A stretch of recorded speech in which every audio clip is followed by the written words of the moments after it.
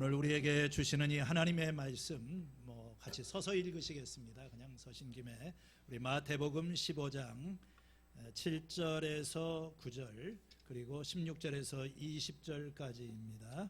함께 읽습니다.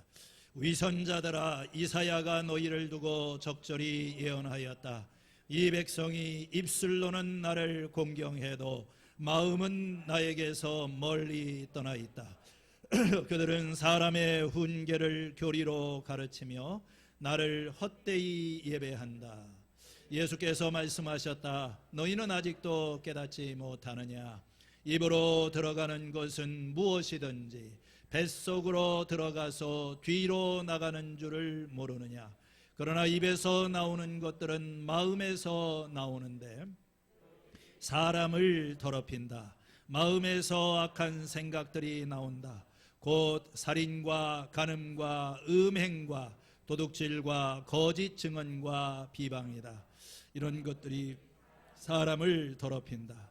그러나 손을 씻지 않고서 먹는 것은 사람을 더럽히지 않는다. 아멘. 자리에 앉으시겠습니다.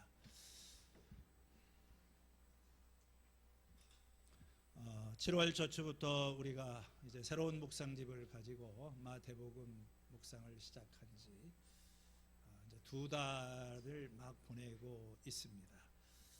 이제 중간 지점이고요. 이 마태복음 또 이게 17장부터 우리가 시작을 하는데 그동안 또 이렇게 하다가 중단되었던 분들 다시 한번 이 말씀을 붙잡고 곱씹고 또 이 말씀의 축복을 누리는 우리 겨자씨교회 성도님들 되시기를 축원합니다. 이 마태복음의 이야기가 계속이 되면서 한 가지 두드러지는 것이 예수님과 유대 종교 지도자들 사이에 빈번한 충돌입니다.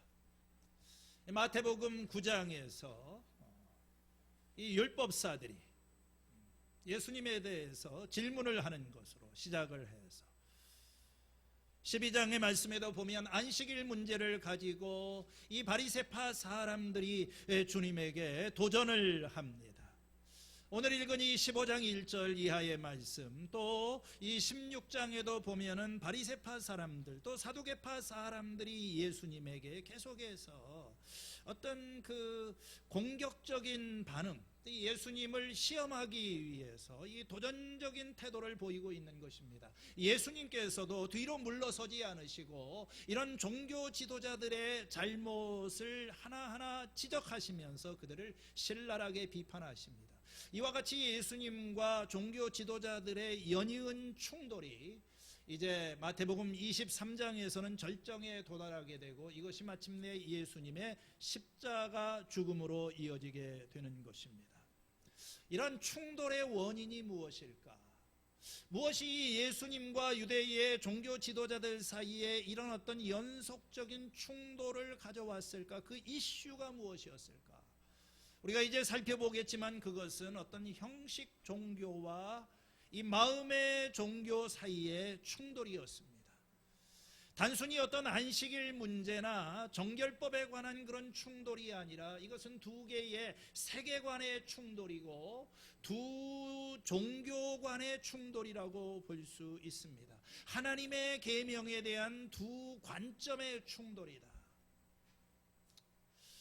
이러한 이야기가 진행이 되면서 이러한 충돌이 격해지고 논쟁이 더욱더 첨예화되는 것입니다. 오늘 본문의 말씀에 이러한 충돌의 현장에서 우리가 특별히 오늘 이 말씀에 읽은 본문들을 연결해 보는 것은 이 마음에서 나오는 것들, 이 마음이라고 하는 이 단어가 오늘 이 두 개의 7절에서 9절과 16절에서 20절 사이의 말씀을 연결해 줍니다. 먼저 이 7절에서 9절에서 주님은 하나님이 원하시는 것은 이 마음에서부터 우러나오는 예배다. 그런 걸 원하신다. 그렇게 말씀하십니다. 이미 우리가 이 말씀을 읽으면서 생각해 보았지만 본문의 배경이 되는 것은 이 정결규례, 특별히 음식법과 관련된 유대인들과의 논쟁입니다. 이 예루살렘에서부터 바리새파 사람들과 율법학자들이 내려와서 예수님에게 질문합니다. 당신의 제자들은 어찌하여 장로들의 전통을 어기는 것입니까? 다시 말하면은 이 유대 랍비들 장로들의 전통을 어기고 제자들이 음식을 먹기 전에 손을 씻지 않았다는 거지요. 예수님이 그들에 대해서 이렇게 반박하십니다. 그러면 너희는 어찌하여 너희의 전통 때문에 하나님의 계명을 어기느냐? 장로들의 전통의 권위 자체에 이의를 제기하시는 것입니다. 그러면서 한 가지 예를 들어서 유대인의 이 고르반이라고 우리가 보통 말을 하는 그 맹세 규정에 대해서 언급을 하십니다. 이 고르반이라고 하는 말은 이 하나님에게 드려진 예물이라고 하는 그런 뜻입니다.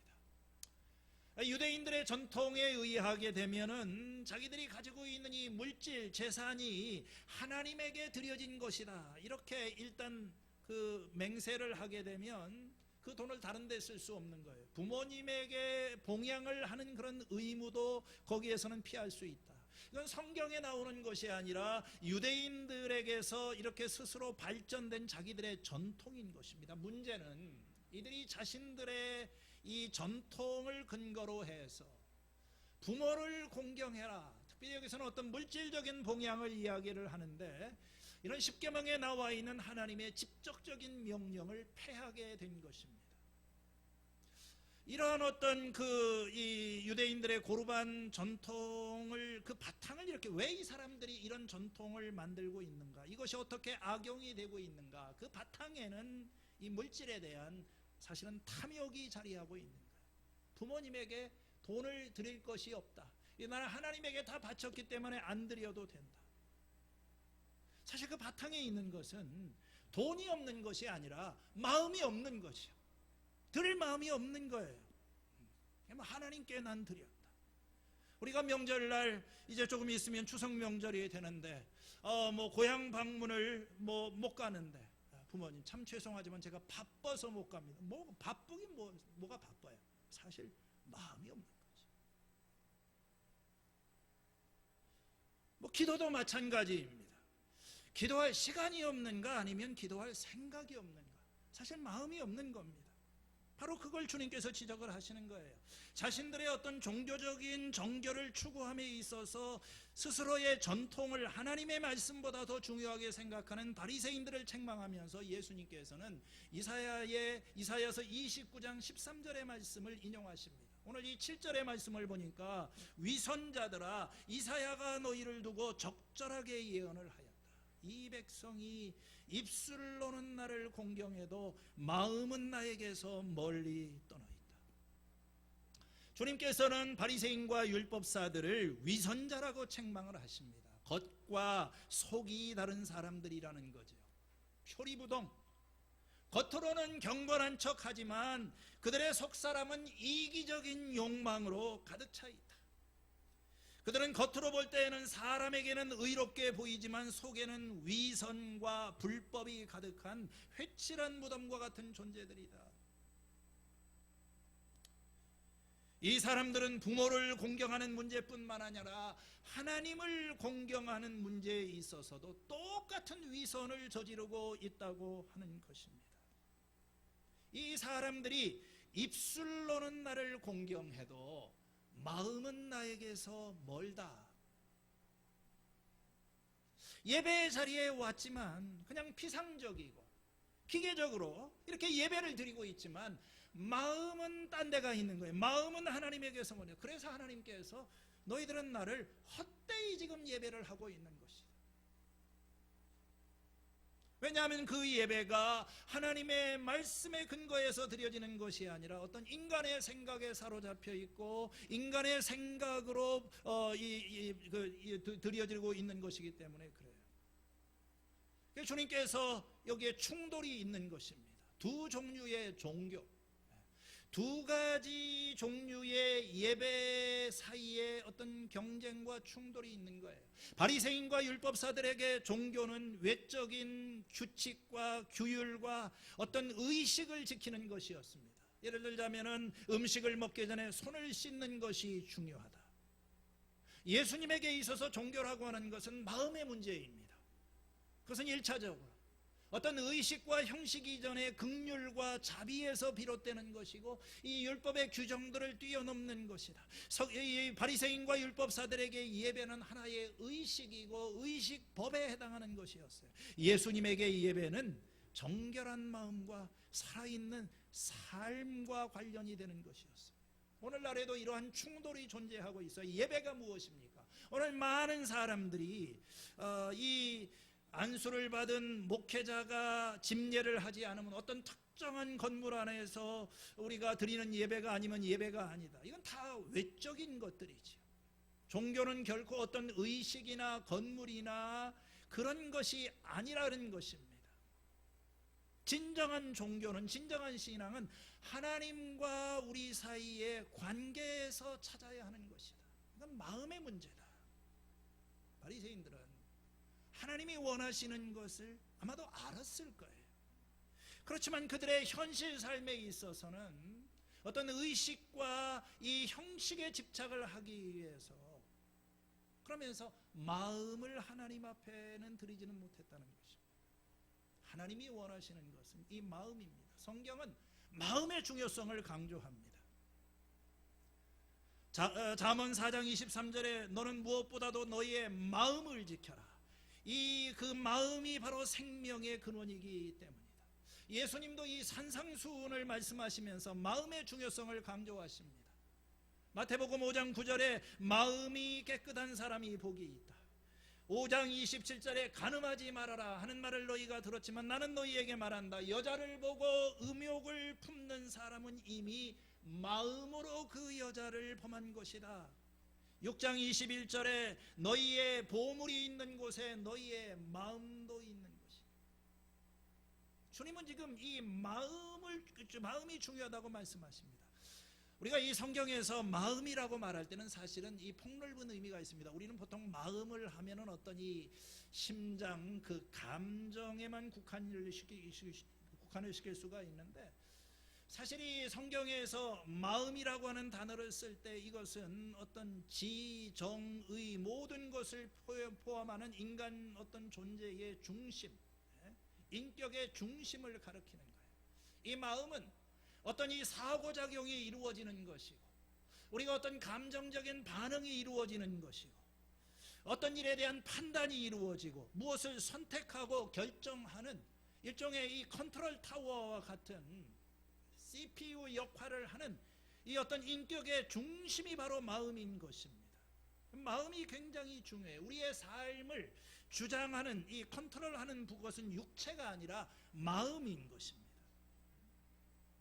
이 마음이 우리들의 어떤 생각과 감정과 이 어떤 육체적인 행동의 모든 것에 영향을 주고 그걸 다 주관하는 거예요. 우리는 마음으로 살아가는 겁니다. 마음이 중요한 거예요. 그래서 우리가 성경에도 보면 마음이 평안하면은 몸에 생기가 도나 질투하면은 뼈까지 썩는다. 얼마나 공감되는 말씀입니까?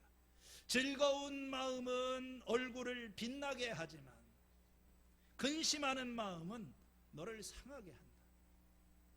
얼굴 보면 알 수 있어요. 그러나 그게 마음이 문제인 것입니다. 마음이 건강하면은 몸도 건강하지만 마음이 병들면 온 몸이 다 병드는 거예요.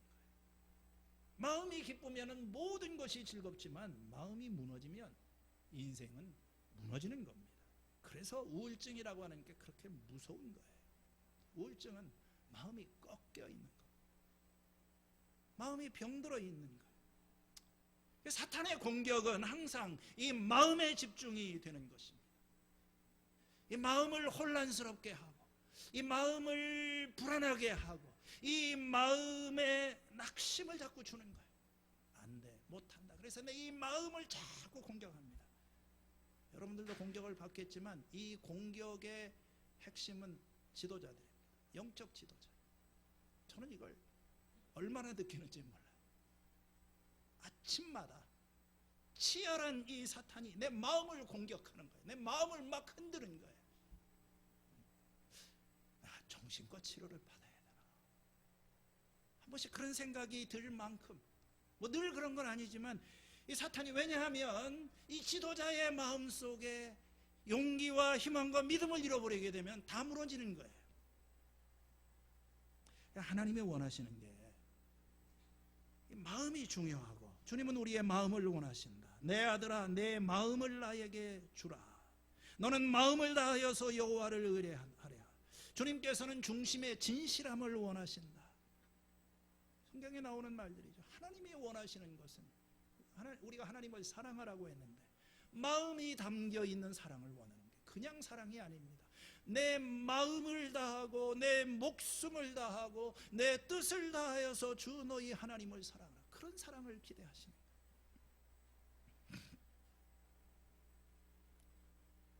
여러분, 결혼기념일 날 장미꽃을 사온다.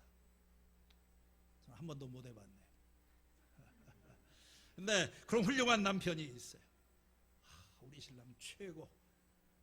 그런데 무슨 마음으로 그걸 한 걸까? 의무감 때문에 한 걸까? 정말 이 사랑이 묻어나는 것, 그게 사실은 더 중요하죠. 여러분, 선물이 중요한 것이 아닙니다. 우리가 선물을 보면서 감사한 것은 거기에 담겨있는 마음이 중요한 거예요.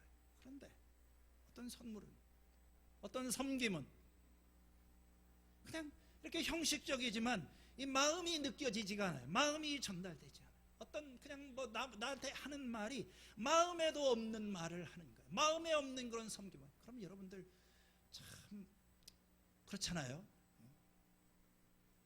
말은 그럴듯하게 하는데 마음은 멀어요. 이스라엘 사람들은 삶은 엉망이지만 마음이 어떻게 되든 간에 정해진 제사, 제물만 드리면 된다고 생각했습니다. 이사야 1장 11절에 주님께서 말씀하신다. 무엇하러 나에게 이 많은 제물을 가져오느냐? 나는 순양의 번제물과 살진 짐승의 기름기가 지겹고 나는 이제 수송아지와 어린 양과 순염소의 피도 싫다. 하나님이 원하시는 것은 헌금이 아닙니다. 하나님께서 돈이 없어서 우리들한테 뭘 바치라고 하시는 것은 아니에요.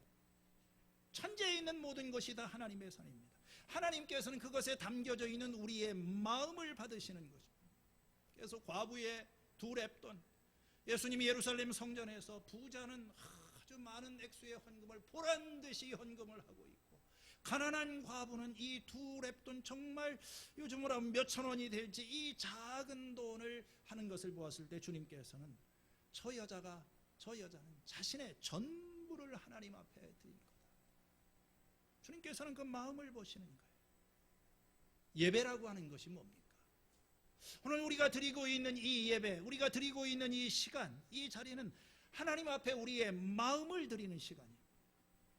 캔터베리 대주교였던 윌리엄 템플의 말처럼 예배란 하나님의 거룩하심으로 인해서 양심이 찔리움을 받고 하나님의 진리로 마음이 살찌우며 하나님의 아름다움으로 생각이 깨끗하게 되며 하나님의 사랑의 마음을 열고 하나님의 뜻의 의지를 굴복시키는 것이다.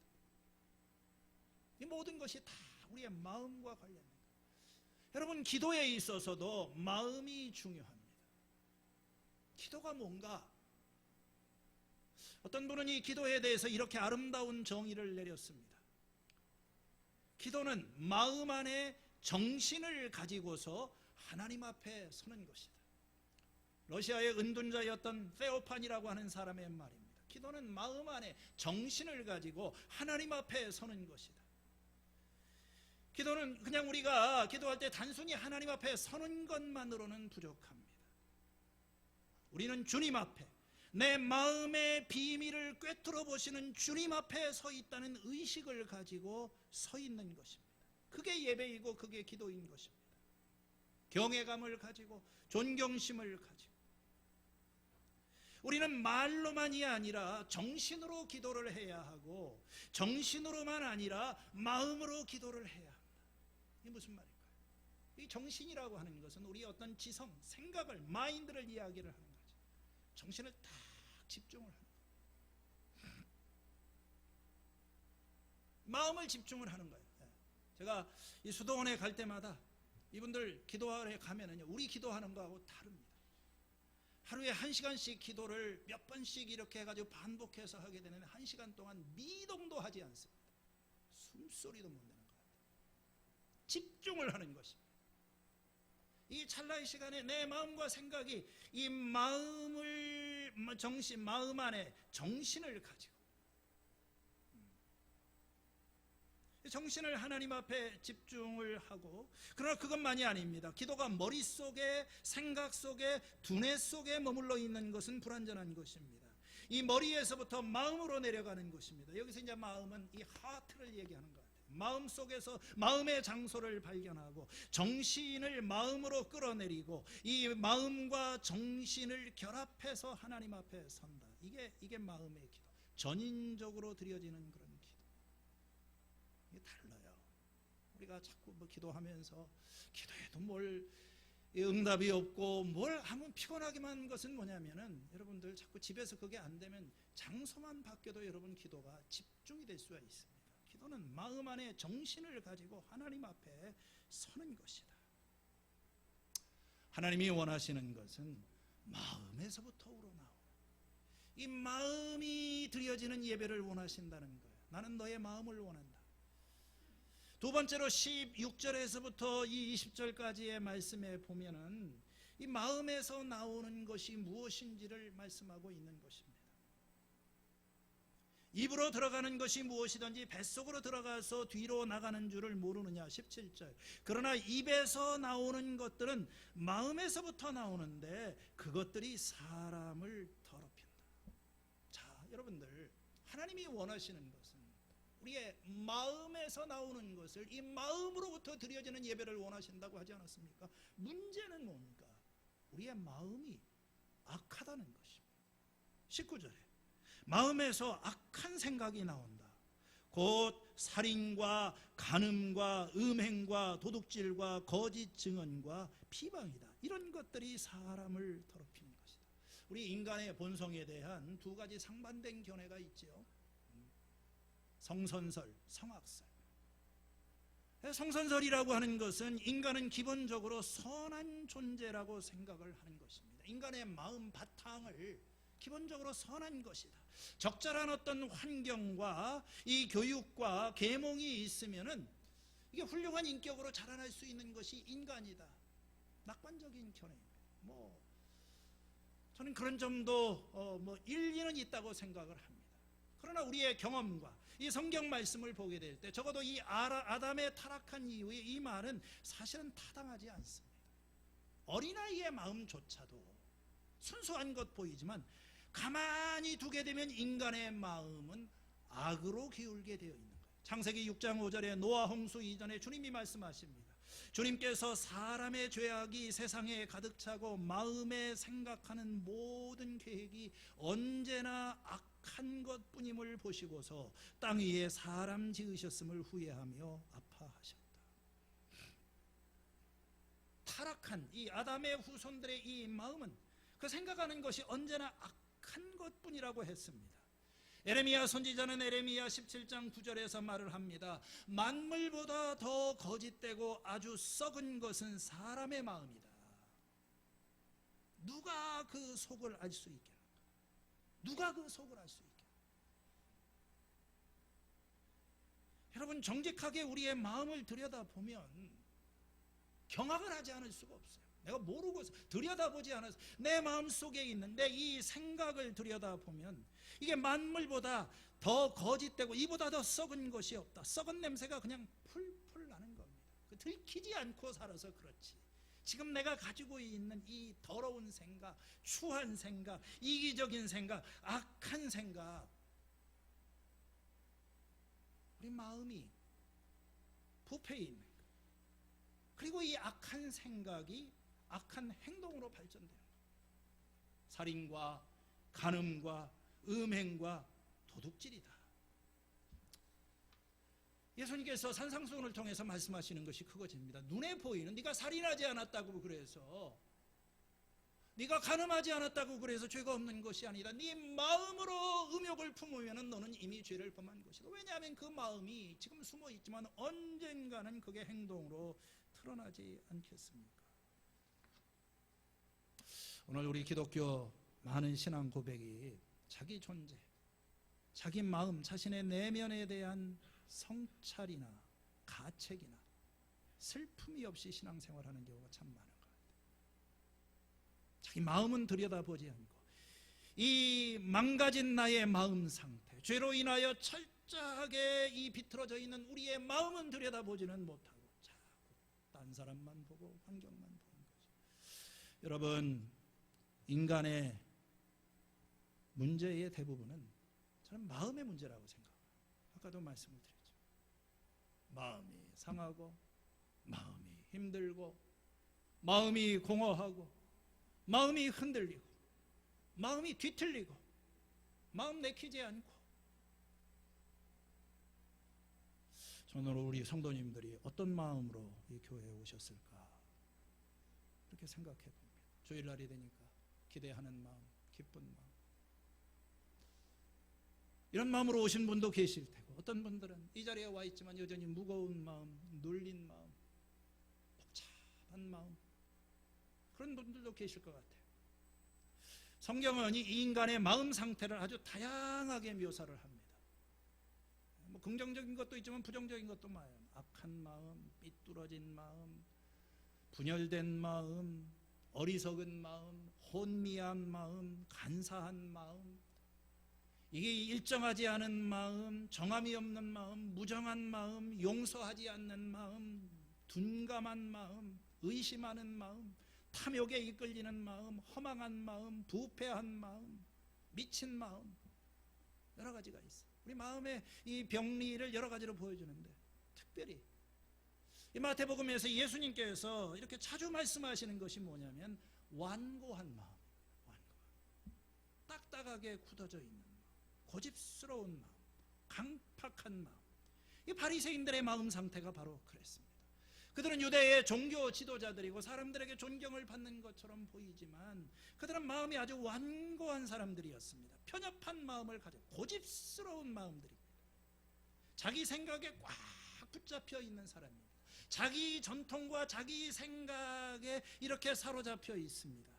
그 고집스러운 마음 때문에 누가 와서 뭐라고 얘기를 하더라도 받아들이지 않습니다. 다 튕겨나가는 거예요.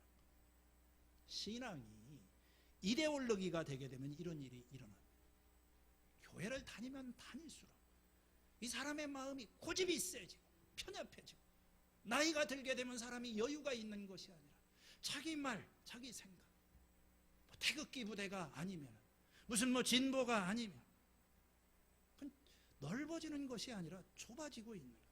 마음이 자꾸 완고해집니다. 예수님은 씨 뿌리는 비유를 말씀하시면서 네 가지 마음밭에 대해서 말씀하시는 것입니다.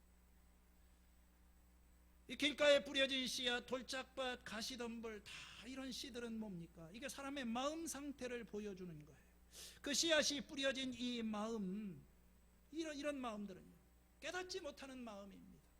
듣기는 들어도 깨닫지 못하고 보기는 보아도 알지 못하고, 그 백성의 마음이 무디어지고 귀가 먹고 눈이 감기어져 있고, 마음이 그냥 이렇게 굳어져 있어요. 누구든지 하늘나라를 두고 하는 말을 깨닫지 못하면 악한 자가 와서 그 마음에 뿌려진 것을 빼앗아간다. 이게 길가에 뿌려진 씨앗이라고 했어요. 딱딱하니까, 씨가 안 먹히니까 그냥 사탄이 딱 보고 있다가 그냥 탁 낚아챈다는 것이죠. 마음이 완고해지는 것을 경계하라, 성경은 말을 합니다. 오늘날 너희가 그 음성을 듣거든, 하나님의 음성을 듣거든 반역하던 때와 같이 너희의 마음을 완고하게 하지 말아라. 마음이 완고해지면, 굳어지면 죽어가는 겁니다. 간경화가 일어나고 심장이 딱딱해지게 되게 되면 벌써 그것은 죽어가는 거예요.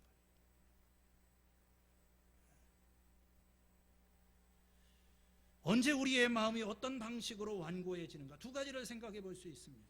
첫 번째는요, 하나님이 하시는 일에 대해서, 하나님이 말씀하실 때 노라고 이렇게 자꾸 노 하다 보면 이게 반복이 되면서 마음이 안에서부터 완고해집니다. 다시 말하면 우리가 죄를 지을 때 우리 마음이 점점 완고해지는 거예요. 하나님이 나에게 이렇게 뭔가를 도전하시고 말씀을 주시는데 반응하지 않고 자꾸 무시를 하다 보면 이게 점점 이제 완고해지게 되는 겁니다. 처음부터 그런 게 아니에요.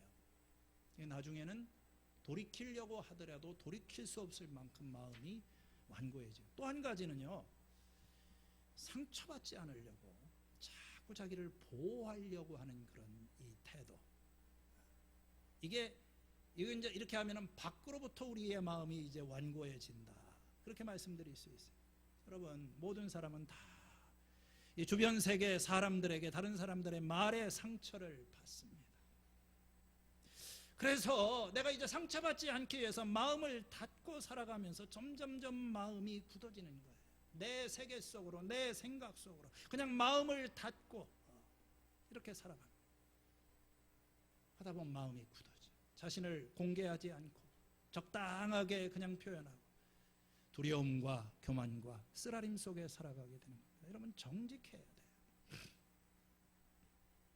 여러분들이 사람을 만날 때나 하나님 앞에 서서 내 마음을 정직하게 자꾸 이렇게 드러내지 않게 되면은 이게 굳어지게 되고, 이 굳은 마음을 위장을 해야 되겠죠. 안 그런 것처럼. 위장하는 방법 중에 가장 대표적인 것이 어떤 외적인 행위에 몰두를 하는 겁니다. 열심히 책도 보고 또 사람도 만나고 뭐 이벤트도 좀 벌이고 뭐 전도여행도 좀 떠나고 막 이렇게 열심을 내는 사람일수록 사실은 마음에 문제가 있는 경우가 많아요. 마음에 상처가 많은 사람들이 많습니다. 왜 그렇게 할까요?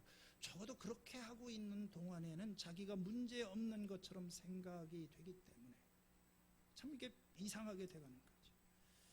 이렇게 우리의 신앙이 마음이 아니라 자꾸 외부적인 것에 어떤 규칙이나 규정이나 의식이나 이런 것에 행사에 몰두를 하게 되면 어떤 문제가 어떻게 됩니까? 이게 너무 쉽죠. 사실 여러분들, 우리가 어떤 음식을 먹지 않거나 또 음식을 먹기 전에 손을 씻는다거나 뭐 어떤 규칙이나 이런 걸 지키는 것은, 그렇게 하는 것이 사랑스럽지 않은 사람, 내가 지금 사랑할 수 없는 사람을 사랑하는 것보다 훨씬 쉽습니다. 내가 시간과 돈을 들여서 가난하고 궁핍한 사람을 돕는 것보다 그냥 교회 주일 예배 참석하고 또 적당히 헌금을 하고 때로 교회 모임이 있으면 참석하는 것보다 사실은 그것이 훨씬 어렵죠. 뭐 이렇게 그냥 정해진 것만 하는 것, 그러면서 잘못된 길로 가는 거예요. 마음은 병들어 있는. 오늘 주님께서 이렇게 말씀하시는 것은 자꾸 뭔가 이 신앙 자체가 교회를 다니는데 뭔가 잘못된 방향으로 가고 있어요.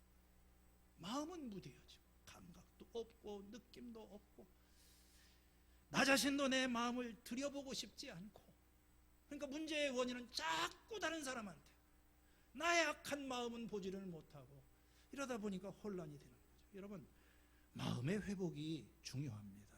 마음의 회복이 시급해요. 에스겔서 18장 31절에 너희는 너희가 지은 죄를 모두 너희 자신에게서 떨쳐내 버리고 마음과 영을 새롭게 하여라. 이스라엘 족속아, 너희가 왜 죽고자 하느냐? 그냥 두면 죽는 겁니다. 마음을 새롭게 해라. 오늘 여러분과 저에게 가장 필요한 것은 마음의 변화입니다.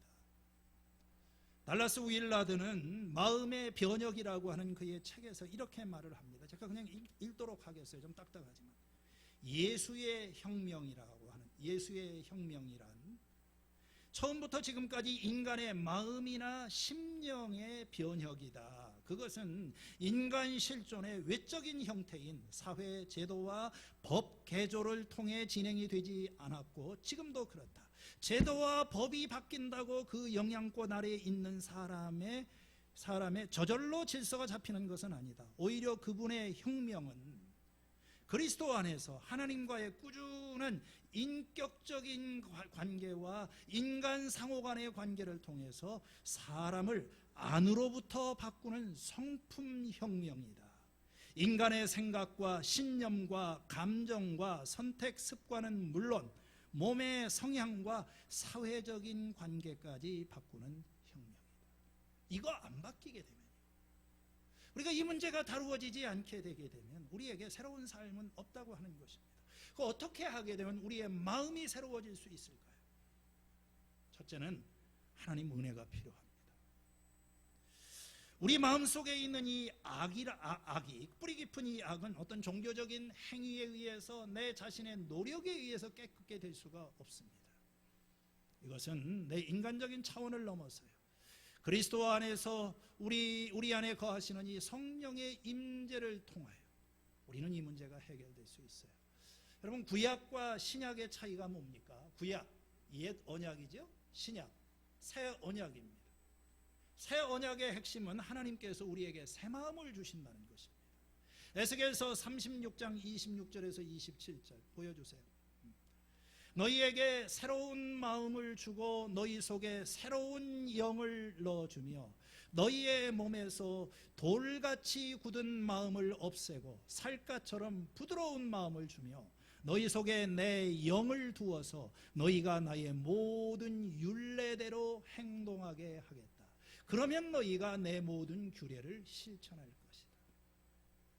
우리의 이 돌 같은 마음, 돌처럼 딱딱하게 굳어져 있는 마음을 제거하고 하나님께서 우리에게 새로운 영, 새 마음을 주시겠다. 그러면 너희가 그때 비로소 나의 규례를 지킬 수 있을 것이다. 옛 언약의 문제가 뭡니까? 하나님의 말씀, 율법의 요구는 알고 있지만 지킬 수 있는 능력이 없어요. 아니 지키고 싶은 마음이 없는 겁니다. 그래서 이 새 언약이 가능하려고 하면 마음의 변화가 필요합니다. 하나님께서 그 마음을 주시겠다. 성령의 약속입니다. 이 새 언약은 예수님이 오셔서 십자가에서 죽으시고 그 피로 우리와 새 언약을 맺으셨어요. 새 언약이 시작이 된 겁니다. 그리고 이 새 언약의 공동체와 들어있는 사람들에게 예수님을 통하여 이제 성령이 우리들에게 임하시는 거예요. 성령이 우리 속에 임하시게 될 때 마음의 변화가 시작이 시작합니다. 어떤 변화가 일어납니까? 성령께서 오셔서 그 마음속을 이렇게 흔드시게 될 때 마음이 찔려요. 사도행전 27장에 사람들이 이 말을 듣고 마음이 찔려서 형제들이여 우리가 어떻게 하면 좋겠습니까? 하고 베드로와 다른 사도들에게 물었다고 했습니다. 성령이 그 속에 임재하시게 되면 마음이 뜨거워지는 것을 경험하기도 합니다. 누가복음 24장 35절 엠마오로 가던 제자들이 서로 말을 합니다. 길에서 그분이 우리에게 말씀하시고 성경을 풀이하여 주실 때 우리의 마음이 우리 속에서 뜨거워지지 않았습니까? 여러분, 성령이 우리 속에 임하시게 되면은 이 억지로 하는 것이 아니라 자원하는 마음이 생기게 됩니다. 삭개오 같은 사람이 예수님 만나고 난 다음에 내가 다른 사람의 제안을 뺏은 것이 있으면은 내 소유의 절반을 가난한 사람들에게 주고 또 더 내가 다 모든 것을 갚겠습니다. 여러분, 인간의 지혜로 되는 것이 아닙니다. 설득. 내가 어떻게 내 자식의 이 마음을 바꿀 수가 있습니까? 그 망가져 있는 마음, 거짓된 것에 사로잡혀 있는 이 마음, 누가 어떤 말로 그 마음을 돌이킬 수가 있겠어요? 악한 것들에 사로잡혀 있는 이 마음을 어떻게 새롭게 할 수 있겠습니까? 그건 불가능한 것입니다. 우리가 인간이 못하는 거예요. 성령이 역사하셔야 됩니다. 영적 마음의 병에 대한 유일한 치유체가 이 하나님 나라의 능력이 임하고 성령의 역사를 통해서 그 성령이 우리 속에서 역사하실 때 비로소 완고한 마음은 깨지게 되고 변화되고 새로워지는 거예요. 그렇기 때문에 우리는 기도해야 되는 것입니다. 하나님의 은혜를 간구하는 것입니다. 그리고 이렇게 간구하는 자에게 주님께서는 이와 같은 이 마음의 변화를 경험하게 하십니다. 그런 기적을 우리 너무 많이 보잖아요. 두 번째로는 우리 인간의 행동도 필요합니다. 우리가 해야 될 일도 있어요. 그냥 수동적으로만 하나님의 은혜가 필요하다고 하니까 우리가 수동적으로만 있는다, 그거 아닙니다. 이 하나님이 하시는 일에 우리가 협력해야 될 일이 있어요. 주도권은 하나님이 가지고 계십니다. 이 하나님이 주도하지 않으시면 아무것도 되는 일이 없어요. 그런데 하나님의 주도권이 이제 우리 쪽에서 그냥 기다리고만 있는 것이 아니라 공이 우리 쪽으로 넘어오게 되면 우리가 반응을 해야 됩니다. 그래서 씨 뿌리는 비유에서 이 씨앗도 중요하지만 거기서 초점은 사실 밭, 이 밭의 상태 아닙니까? 마음밭이 중요한 거예요. 여러분, 똑같은 씨앗이 뿌려져더라도 열매 맺는 밭이 있고 자라지 못하는 그런 밭이 있습니다. 성령께서 일하실 수 있는 그런 토양, 하나님이 원하시는 그런 마음이 있어요. 그런 마음은 어떤 마음일까요? 저는 이게 팔복을 보면 예수님께서 팔복을 말씀하시면서 다 언급하셨다고 생각이 돼요. 먼저 그냥 우선적으로 열린 마음입니다. 하나님을 향해서 열려진 마음, 성령님이 하시는 일에 대해서 마음의 문을 열고 이렇게 마음의 문을 열어놓고 나 자신을 드리는 것입니다. 여러분, 마음을 닫고 있으면 하나님이 역사하실 수가 없어요. 먼저 이 하나님의 은혜가 우리 속에 임하려고 하면 내가 먼저 해야 될 일이 마음의 문을 열어야 돼요. 이게 최소한의 일이고 내가 할 수 있는 일이에요. 어떤 사람은 또 이것도 못하겠다고 그러네요. 이거 안 열려지네요. 그건 거짓말입니다. 그건 합리화, 이건 속고 있는 거예요. 여러분의 마음의 문을 열고 안 열고는 그건 자신의 선택입니다. 두 번째로 우리가 이 팔복을 보면 가난한, 하나님이 역사하시는, 하나님이 찾으시는 마음은 가난한 마음이에요. 심령이 가난한 사람이 복이 있다. 하늘나라는 바로 그런 사람들의 것이에요.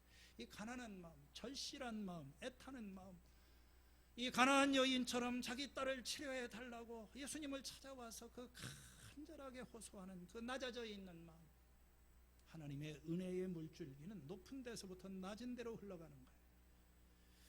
성령께서 역사하시는 열매 맺는 이 좋은 땅은 애통하는 마음입니다. 슬퍼하는 마음. 애통하는 자는 복이 있나니 그런 사람이 위로를 받을 것이다. 하나님이 원하시는 재물은 찢겨진 심령이다. 하나님은 상하고 찢긴 마음을 멸시하지 않으신다.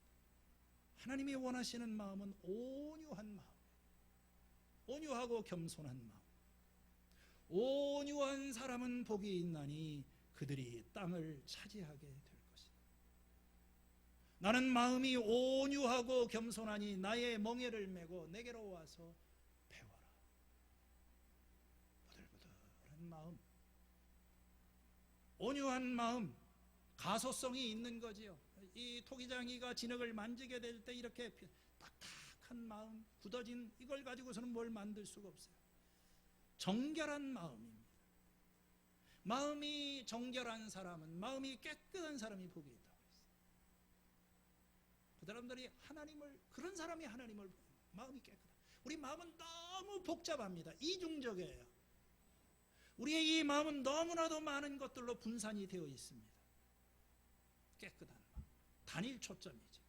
하나님이여 내 안에 깨끗한 마음을 창조하시고 내 속에 견고한 심령을 새롭게 하소서. 이런 마음에 하나님의 은혜가 임하고 하나님의 역사가 이루어지는. 근데 이것도 또 마음대로 안 돼요. 나는 겸손하기를 원하고 온유하기를 원하고 낮아지기를 원하지만 그게 안 됩니다. 그래서 하나님이 작업을 하십니다. 불과 망치를 가지고 작업을 하십니다. 우리 마음을 낮추는 일을 하세요. 시련과 고통을 통해서, 질병을 통해서, 실패를 통해서 자기의 연약함과 한계를 깨닫게 하시고 마음이 낮아지고 마음이 가난해지고 이 슬픈 마음으로, 온유하고 겸손한 마음으로 하나님 바라보게 하시는 거예요. 이런 마음 속에 하나님의 은혜가 임합니다. 여러분, 하나님의 은혜를 경험하려면 마음이 또 강건해야 돼요. 좀 마음의 근육이, 우리가 자꾸 이게 심약해서 무슨 일만 있으면 또 마음이 무너지고, 이게 하지 말고 마음이 강해져야 돼. 너는 마음을 강하게 하고 담대하라. 그러려면 좀 이 마음 근육을 조금 단련해야 됩니다. 엑서사이즈가 필요해요. 말씀이 있고 기도하고 예배 드리면서, 특별히 그 중에서 여러분 성경 읽는 거 굉장히 중요합니다. 우리가 성경을 통독해서 하나님 말씀을 붙드는 겁니다. 하나님의 말씀은 살아있고 힘이 있어서 어떤 양날 칼보다도 더 날카롭습니다. 그래서 사람 속을 꿰뚫어서 혼과 영을 갈라놓고 관절과 골수를 갈라놓기까지 하며 마음에 품은 생각과 의도를 밝혀냅니다. 하나님의 말씀이 예리한 칼처럼 내 속에 드러나게 되면 이 마음속 깊은 곳에 숨겨져 있는 나의 추한 것, 더러운 것, 악한 것들이 드러나기 시작합니다. 그러면서 내가 이 마음의 치유와 회복이 시작이 됩니다. 여러분들이 하나님의 말씀을 붙잡고 기도하면 마음이 강건해집니다. 그렇잖아요. 성경 묵상 좀 힘들어도 따라오고, 하나님 말씀 있고, 기도하는 거 좀 힘들어도 기도줄 놓지 않고 오는 사람은 하나님께서 그 마음을 강건하게 합니다. 힘들다고 아무것도 하지 않고 이렇게 포기하면 이제 근육이 다 소실되기 시작하는 거예요. 기도도 안 나오고 말씀이 없으니까 엉뚱한 것을 따라다니면서 이상한 것에 끌려다니는 거예요. 자, 히브리서 13장 9절 이거 한번 같이 읽어보도록 하겠습니다. 자, 시작. 여러 가지 이상한 교훈에 끌려다니지 마십시오. 음식 규정을 지키는 것으로 마음이 튼튼해지는 것이 아니라 은혜로 튼튼해지는 것이 좋습니다. 음식 규정에 매여서 사는 사람들은 유익을 얻지 못했습니다. 이게 히브리서의 마지막 장 결론에 나오는 말인데요. 사실 이게 오늘 읽은 마태복음 15장 이 바리새인들의 질문에 대한 예수님의 대답이라고 말할 수도 있습니다. 여러분, 이상한 교훈에 끌려다니지 말라. 여기서 이상한 교훈은 무슨 이상한 음식 규정을 가지고 있는 것 같아요. 뭐는 먹어도 되고 뭘 안 먹어도 되고 그런 종교들이 있죠. 유대교도 사실은 그런 종교입니다. 그런 걸 굉장히 중요하게 생각했어요. 먹을 수 있는 음식이 있고 또 먹어서는 안 되는 부정한 음식이 있고, 요즘 같으면 어떤 사람들은 이 먹는 것을 굉장히 중요시합니다. 잘 먹어야 된다. 좋은 음식, 충분한 영양을 공급하고 아침은 꼭 챙기고 적당히 운동을 하고, 이게 복음이에요. 그렇게 하게 되면 마음이 튼튼해진다. 좀 낫죠. 아무래도 잘 자고 잘 먹고 이렇게 하게 되면 마음이 훨씬 가벼워지고 튼튼해지는 거 사실입니다. 그러나 우리의 이 마음은 음식을 먹는 것으로 튼튼해지는 것이 아니라는 것입니다. 은혜로 튼튼해지는 것이 좋다. 여기서 은혜는 우리 마음을 세워주는 것은 음식이 아니라, 하나님의 나라는 먹는 것과 마시는 것이 아니라 이 하나님 예수님을 통해서 우리에게 주어지는 그런 은혜. 주님께서 이런 은혜의 길을 우리들에게 마련해 주셨어요. 옛날에는 제사장들이 아니면은 이 하나님의 보좌 앞에 지성소에 나아갈 수 있는 길이 막혀 있습니다. 그런데 우리에게는 한 제단이 있습니다. 새로운 제단이 있었어요. 우리가 그 제단의 음식을 먹을 수 있는 권리가 없었지만 이제 예수님을 통하여 그분 앞에 주님 앞에 나아갈 수 있는 길이 열리게 되어서, 그러므로 형제 자매 여러분, 예수의 피를 힘입어서 담대히 지성소에 들어가게 되었습니다. 휘장을 뚫고 주님이 우리에게 새로운 길을 열어주셨습니다. 그러니 우리는 믿음을 가지고 참된 마음으로 하나님 앞에 나아갑시다. 여러분, 좀 마음이 어떠세요? 제가 이 마음 설교는 여러 번 하는 것 같아요. 할 때마다 제가 이만큼 이 문제를 가지고 너무 씨름하고 있는. 여러분의 마음은 강건하십니까? 또 그렇게 되기를 원하십니까? 여러분의 마음은 죄와 실패의 감정으로 지금 힘든 상태에 있습니까? 낙심하고 희망을 잃고 내 마음은 더럽혀져 있다고 느껴졌을 때, 아침에 눈을 뜨고 밀려오는 후회감, 어제 한 일에 대한 죄책감, 자책감, 온갖 복잡한 일로 내 마음이 더럽혀져 있을 때 여러분들은 어떻게 하십니까? 누구를 찾아가십니까? 뭘 하십니까? 대부분의 사람들은 그저 먹고 마시는 것으로 스트레스를 해소할 수 있어요. 우리에게는 하나님이 주시는 음식이 있습니다. 그분의 은혜가 있고 용서가 있고 그 하나님의 은혜 안에서 새롭게 될 수 있는 그런 길이 있어요. 그 은혜의 제단에서 음식을 먹으시기를 바랍니다. 규칙적으로. 어렵고 힘들 때 또 하나님 앞에 나오는 거죠. 주님, 한다고 해봤는데 2달도 안 돼가지고 말씀 묵상 포기했습니다. 나는 평생 앞으로 20년 이렇게 살 겁니다. 할렐루야. 이렇게 결심하신 분이 아니면 또 시작하는 거예요. 다시 하나님 앞에 기도의 자리에 나가 하나님의 은혜 앞에서 오늘 여러분 새로워진 마음을 가지고 새 영으로 하나님이 주시는 이 은혜를 힘입어서 우리가 새로운 9월달을 맞이하고 승리하시는 믿음의 가족들 될 수 있기를 축원합니다. 하나님 아버지 감사합니다. 주님, 저희들의 마음을 아십니다. 나의 이 복잡한 마음, 나도 알지 못하는 나의 이 마음, 하나님 나를 샅샅이 살펴보시고 내 마음을 알아주시옵소서. 나를 철저하게 시험해 보시고 내가 걱정하는 바를 알아주시옵소서. 내가 나쁜 길을 가거나 악한 길에 있지 않은지 저를 살펴보시고 영원한 길로 저를 인도하여 주시옵소서. 하나님의 은혜로 저희의 마음을 새롭게 하여 주시옵소서. 예수님의 이름으로 기도하였습니다. 아멘.